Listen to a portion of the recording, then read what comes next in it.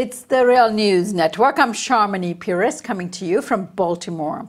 Senate confirmation hearings for Mike Pompeo as President Trump's nominee for Secretary of State took place on Thursday. Pompeo would be Trump's second Secretary of State following Rex Tillerson's sacking last month. When Pompeo entered the room for his hearing, he was greeted by shouting protesters from Code Pink. The hearing went on to cover major hotspots around the world, as well as Pompeo's views on the Robert Mueller investigation and how he would manage the State Department. Here's a clip from an exchange on the Iran nuclear deal. What is your view as to whether America should withdraw unilaterally from the Iran nuclear agreement? I want to fix this deal. That's the objective. I think that's in the best interest of the United States. But if the agreement cannot be changed, my question is pretty simple. We're running very close to a deadline on certification. And if there's no chance that we can fix it, I will recommend to the President that we do our level best to work with our allies to achieve a better outcome and a better deal. Pompeo is a member of the Tea Party movement and is generally viewed as a pro-war hardliner who has previously vowed to cancel the Iran agreement and who denies the reality of global warming. Joining me now to discuss Pompeo's nomination, we have two guests, Medea Benjamin and Phyllis Bennis. Medea is co-founder of Code Pink and author of Inside Iran, Real History and Politics of the Islamic Republic of Iran. Welcome, Medea. Thank you. Nice to be on. And Phyllis Bennis is fellow and director of the New Internationalism Project at the Institute for Policy Studies in Washington, D.C. She's the author of many books, including Understanding the U.S.-Iran Crisis. Thanks for joining us, Phyllis. Great to be with you, Sharmini. Medea, let me go to you first on that clip on Iran of Pompeo wanting to renegotiate the deal, and also what one of the Code Pink protesters at the hearing had said in terms of, you're not a diplomat. What did they mean by that? Well, let's just take the issue of Iran for starters. There he said at the hearing that he would not try to get out of the Iran nuclear deal, that he wants a better deal. But in the past, he's talked about getting out of the Iran nuclear deal. And not only that, he said that regime change is the only way to deal with Iran. And as CIA director, he's also downplayed the CIA's assessment that Iran was complying with the deal. Although at the hearing, he said he has no reason to deny that Iran is complying. So he says very different things in different places, but I think his actions and his statements in the past speak louder than the words at the hearing, which were quite deceptive, and he's trying to win over Democrats. So he was evasive on some of the issues that he has been very clear about in the past, such as striking Iran, North Korea, and certainly he was open about the president's right to bomb Syria. All right, Phyllis, you could hear in that clip, Pompeo said that he would like to rewrite the Iran deal, as you and I and Medea knows that this is not really an option. It's a multilateral agreement signed by the P5+1. This is also something Trump has suggested, but which U.S. allies such as Germany and France have discarded as a possibility. What does Pompeo's position mean for the Iran nuclear deal? It means that Pompeo supports ending U.S. role in the Iran nuclear deal, because as you say, the negotiations are over. There's no more room to see if we can get more concessions or make better language somewhere. The deal is a done deal. It's been in place now since 2015, and it's been working very well. As we just heard from Medea, even the CIA has acknowledged that Iran is indeed complying with its required terms. So when Pompeo uses these weasel words about, I want a better deal, I'm not trying to get rid of the deal, I want to fix it.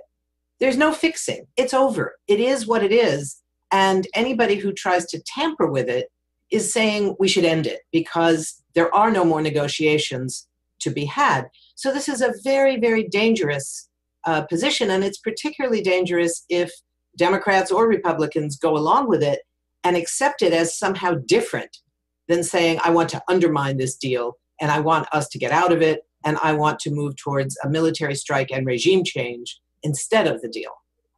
All right, Medea, let's stay on Iran for a little bit longer. What options do people have in terms of trying to influence Pompeo and the Trump administration about the Iran deal and keeping it intact? Certainly, there is the Democratic members of the Senate who want to keep this deal, and there are people within the military, such as the Secretary of Defense himself, who said it was in the national interest of the United States to stay in a deal. So maybe they'll breed pressure from inside the Pentagon as well. But then we have to recognize, as Phyllis said, that this is not just a deal between the United States. And I think pushing our partners in Europe, because there is a division among some of the European countries, not in terms of getting out of the deal, but in terms of imposing more sanctions on Iran for its, quote, meddling in the Middle East and for its ballistic tests. And there you have some countries that are more hardline, like Germany and France and the UK. And you have other countries like Italy and Spain who don't want to see an imposition of further sanctions. If there are further sanctions, even ones that are not related to the Iran nuclear deal, with the Iran economy already in a very, very difficult place, I would say in a crisis right now, if there are further sanctions imposed, this is going to be very critical for the forces inside Iran. The hardliners will have the upper hand, and they might very well succeed in something they've been calling for, which is that Iran should pull out of the deal. All right, let's zoom out of Iran, look at the region, and go to Syria. On Syria, Pompeo says that he believes the president does not need congressional authorization to bomb the country. Phyllis, let me go to you. What is your response to this claim? Yeah, well, on a certain level, Pompeo is right. Trump doesn't need congressional approval because Congress has abandoned the constitutional obligation they have to hold presidents accountable. So the fact is that many presidents, right up until certainly Trump himself, President Obama, President Bush, the earlier President Bush, President Clinton, they have all waged wars, you could call them White House wars, I suppose, without the approval of Congress. And Congress has largely stood by and allowed that to happen without any objection. So in the context of precedent, he's not wrong. In the context of law, it's completely backwards because start with the Constitution. Article 2 of the Constitution is very clear that only the Congress, not the president, not the executive branch, has the authority to declare war. So the notion that somehow because other presidents have done it before, that the precedent is what applies here, not the law, really speaks to the question of how Pompeo views executive power as being superior to the rule of law in this country. And that's before we even get to the question of international law. That's just speaking to the issue of domestic US law. That's the constitutional side. If you look at the War Powers Act, of course, from 1973, what you see is that under certain very narrowly defined conditions, the president could use military force for a very brief moment before having to go back to Congress and get the permission that he didn't get right away. But that's the part that everybody talks about. The part that people don't mention very often is that it's a very, very specific set of circumstances that would allow the president to go to war without congressional approval under any circumstances. And those are an attack on the United States, an attack on US troops, or an attack on US possessions and territories around the world. That's it. None of those apply. So any move towards a White House war here against Syria would be an absolute violation of US law as well as international law. So I think the question here is whether this nominee, who's supposed to be the chief diplomat for the United States, actually believes that the president has the right to go to war because other precedents have been set where the president decided to go to war and Congress stood by and allowed it to happen. If that's the case for the chief diplomat, we're in serious trouble. Supposedly, the chief diplomat should be arguing for diplomatic solutions, not military solutions. All right, Medea, you've been doing a lot of work on this, urging Congress to take back their constitutional right to authorize war, and the War Authorization Act rests in Congress. Give us a sense of what the response is and whether Pompeo was even drilled about this issue. Well, certainly what Phyllis has been talking about of the right to attack Syria is part of this larger question that the Congress, the last time it had an authorization for the use of military force, there was the one in 2001 and then one in 2002. It has no relevance anymore because it has nothing to do with the dozens of times that it's been used since then that were not associated with its original intent to attack either Iraq or Al-Qaeda and associated forces that attacked us on 9/11.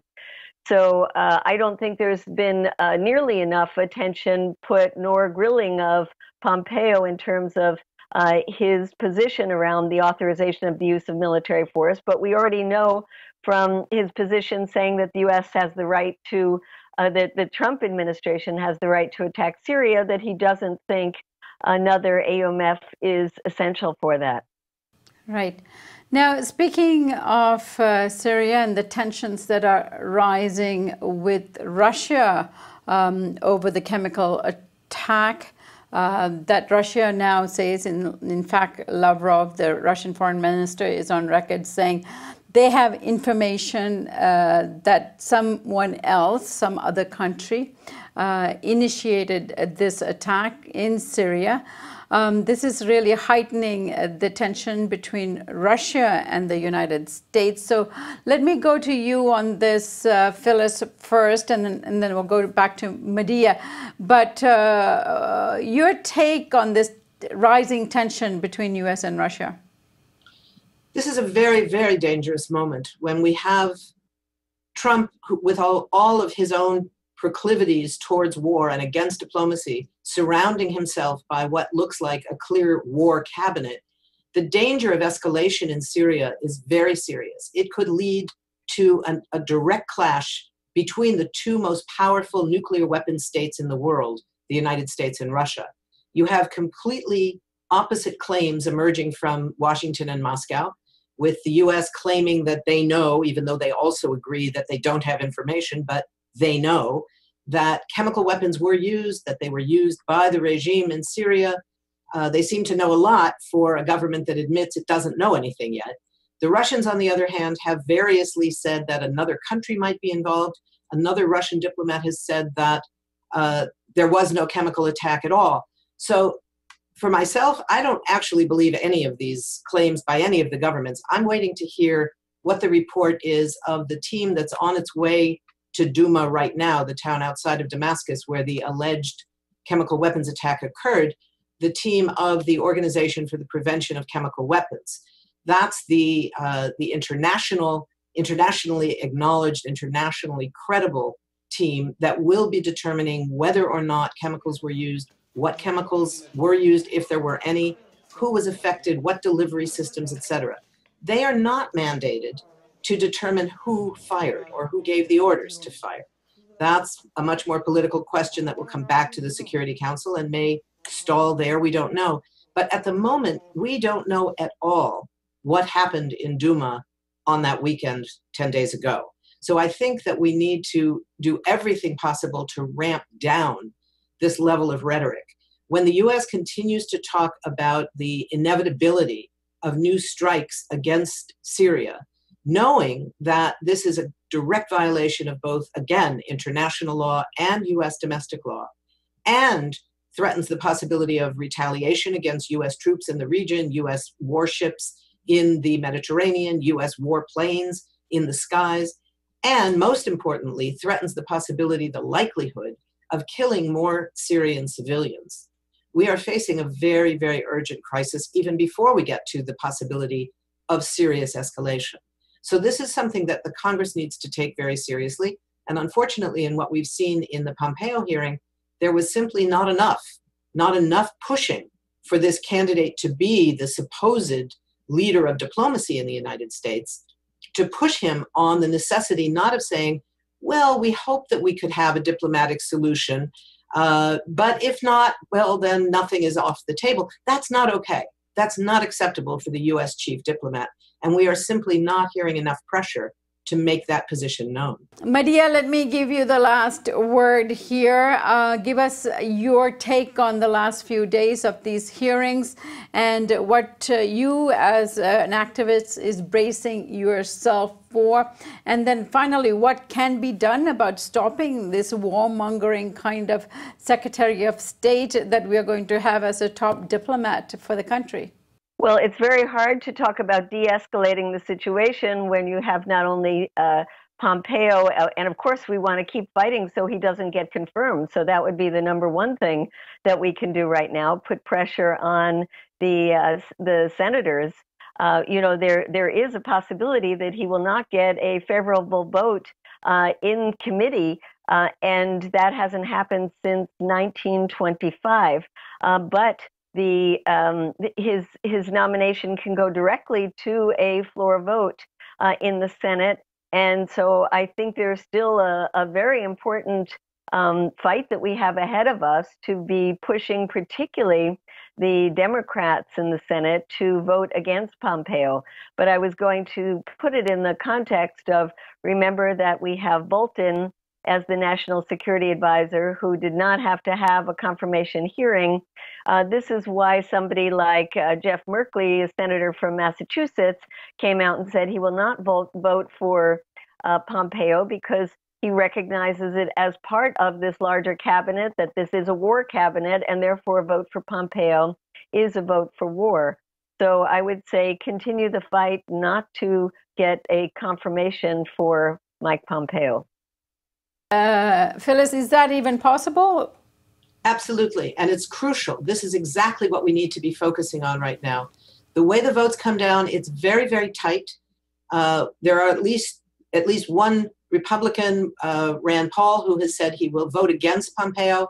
It looks like McCain will not be there because of his illness. That cuts out 2 votes. So it's certainly a possibility.